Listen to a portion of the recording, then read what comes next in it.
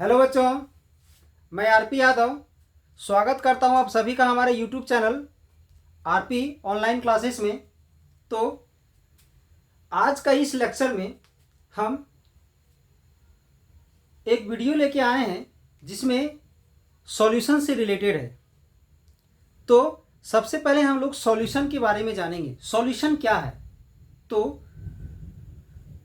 दो या दो से अधिक नॉन रिएक्टिंग प्योर फॉर्म में रहने वाले सब्सटेंस को मिलाने से जो मिक्सचर तैयार होता है उसे हम लोग सॉल्यूशन कहते हैं। यानी सॉल्यूशन का डिफिनेशन हम लोग ऐसे दे सकते हैं, solution is a homogeneous mixture of two और more pure non reacting substances whose compositions are varied within a certain limit. मतलब सॉल्यूशन एक होमोजेनियस मिक्सचर है जिसमें दो या दो से अधिक प्योर नॉन रिएक्टिंग सब्सटेंसेस को मिला करके बनाया जाता है, जिसका कंपोजिशन मतलब मात्रा एक निश्चित अनुपात पर वेरी कर सकता है।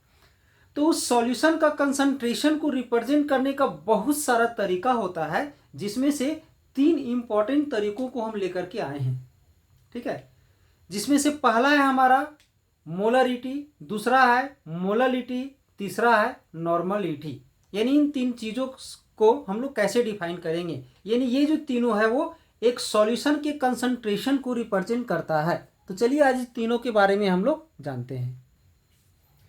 सबसे पहले हम मोलरिटी के बारे में आप लोग को बताते हैं। तो चलिए देखते हैं मोलरिटी क्या है।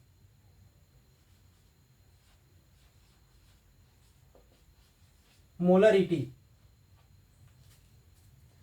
तो सबसे पहले हम लोग मोलरिटी का फॉर्मूला को देखते हैं। इसका डिफिनेशन जानने से पहले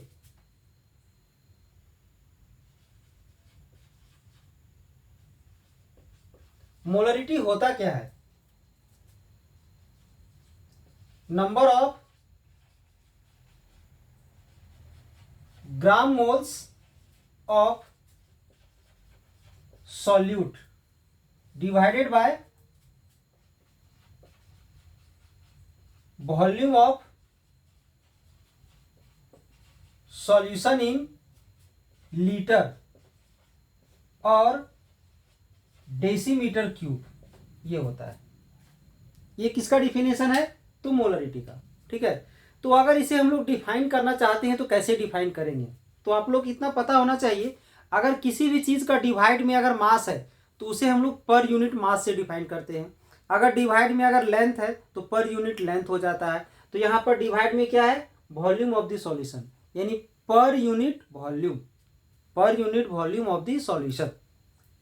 यानी ये क्या है? Number of gram moles of the solute. यानी एक सॉल्यूशन है हमारे पास, जिस सॉल्यूशन के एक लीटर में सॉल्यूट का जितना सारा नंबर ऑफ ग्राम मोल्स घुला रहेगा उसे हम लोग मोलरिटी कहते हैं। इसका मतलब है volume of the solution in litre से हम लोग डिवाइड किए हैं किसको? तो number of gram moles of the solute को। इसका मतलब सीधा सा मतलब यही है कि सॉल्यूशन के एक लीटर में सॉल्यूट का जितना सारा नंबर ऑफ ग्राम मोल्स घुला हुआ रहेगा उसे हम लोग सॉल्यूशन मोलरिटी कहते हैं। तो सबसे पहले जान लेंगे कि बाइनरी सॉल्यूशन में दो कंपोनेंट होता है, एक सॉल्यूट और एक सॉल्वेंट। सॉल्यूट और सॉल्वेंट मिलके सॉल्यूशन बनता है। तो सॉल्यूशन के एक लीटर में सॉल्यूट का जितना सारा नंबर ऑफ ग्राम मोल्स घुला रहेगा उसी को हम लोग क्या बोलते हैं? तो मोलरिटी कहते हैं। तो इसका डिफिनेशन हम लोग इस प्रकार से लिख सकते हैं, it is defined as the number of gram moles of solute, यानी सॉल्यूट का नंबर ऑफ ग्राम मोल्स जो घुला हुआ रहेगा dissolved in 1 liter,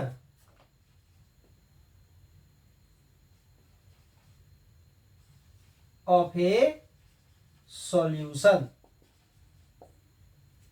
यानी सॉल्यूशन के 1 लीटर में घुले हुए number of gram moles of the solute को हम लोग क्या बोलते हैं, तो मोलरिटी कहते हैं। It is denoted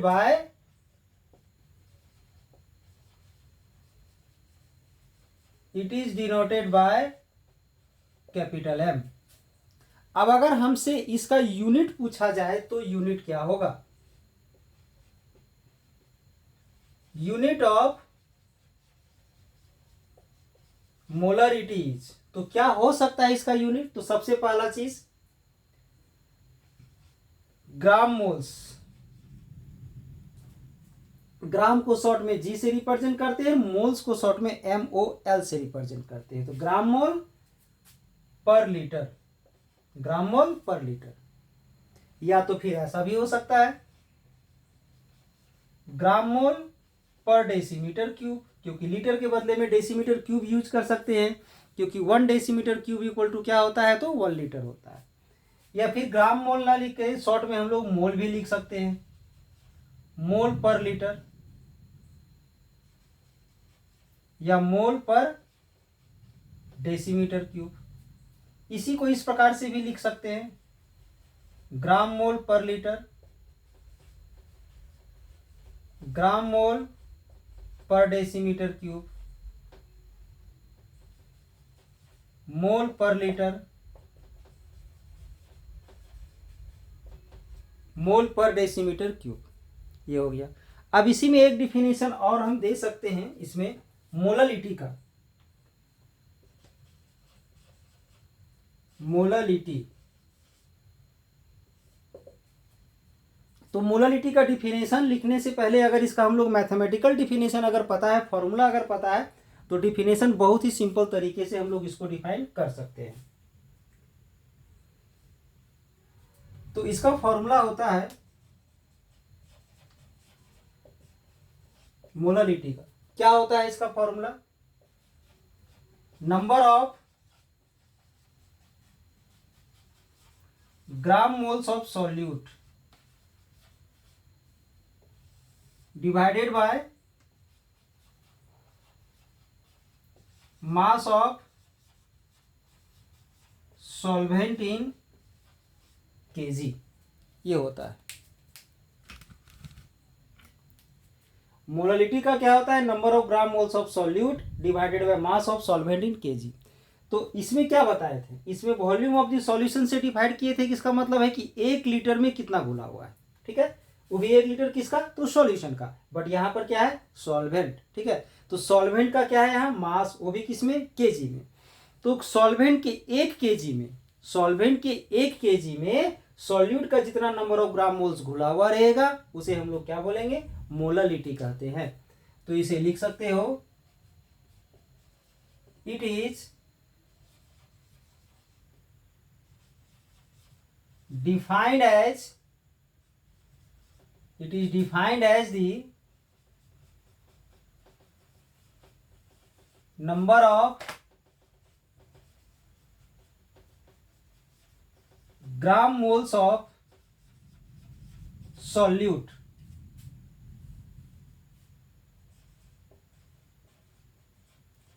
dissolved in 1 kg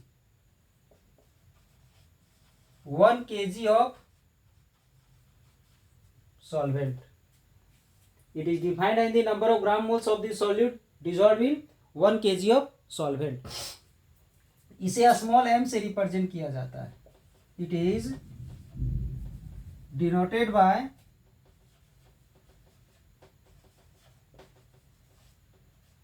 small m, और इसका फॉर्मूला ये होगा। अब यहां से अगर इसका हमें यूनिट पूछा जाए तो क्या हो जाएगा, इसका हो जाएगा ग्राम मोल और इसका हो जाएगा केजी।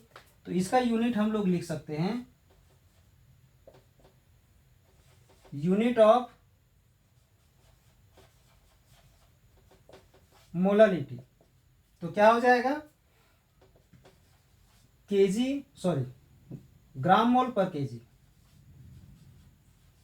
ग्राम मोल पर केजी, या तो फिर शॉर्ट में मोल पर केजी।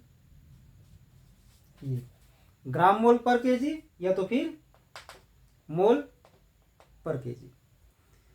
तो ये था हमारा मोलरिटी और मोलरिटी का। अब एक इसमें और होता है नॉर्मलिटी, ठीक है। तो नॉर्मलिटी क्या होता है सो ध्यान दोगे।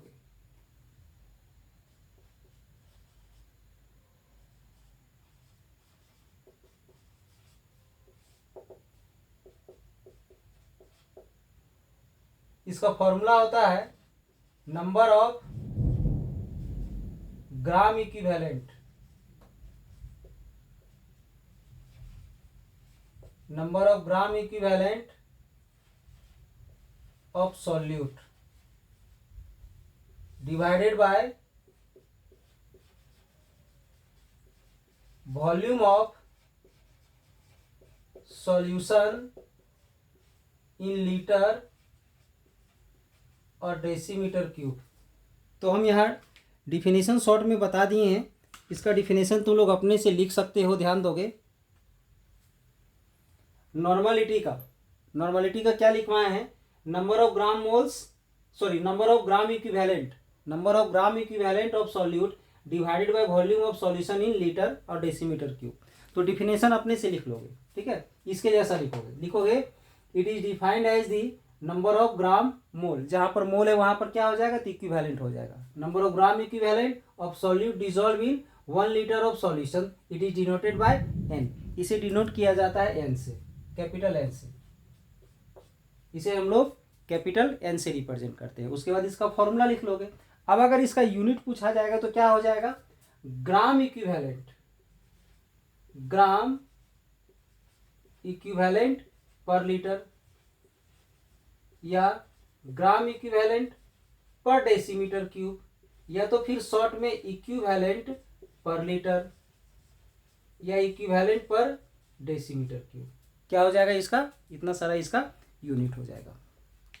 तो ये था हमारा आज का एक छोटा सा वीडियो जिसमें हम सॉल्यूशन के बारे में बता दिए, ठीक है। और सॉल्यूशन का जो कंसंट्रेशन होता है उसको रिप्रेजेंट करने का ऐसे तो ढेर सारा तरीका होता है, हम उसमें 3 तरीका बताए हैं आप लोग को, ठीक है। सॉल्यूशन का कंसंट्रेशन रिप्रेजेंट करने का बहुत सारा तरीका होता है, जैसे स्ट्रेंथ होता है, मास परसेंट होता है, वॉल्यूम परसेंट होता है, मोल फ्रैक्शन होता है, मास फ्रैक्शन होता है, पीपीएम वगैरह बहुत सारा होता है। जिसमें से इसका 3 इंपॉर्टेंट पॉइंट्स है, वो है मोलरिटी, नॉर्मलिटी और मोलरिटी। तो सबसे पहले हम मोलरिटी के बारे में बता दिए, फिर हम मोलरिटी के बारे में बता दिए, फिर हम नॉर्मलिटी के बारे में बता दिए।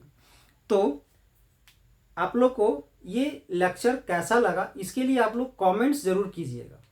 कमेंट्स करने से क्या होगा कि अगर आप लोग को ये लेक्चर अच्छा लगे तो शायद हम इसी तरह का और छोटा छोटा वीडियो आप लोग के सामने लेकर के आएंगे और उसका आप लोग लाभ उठा सके।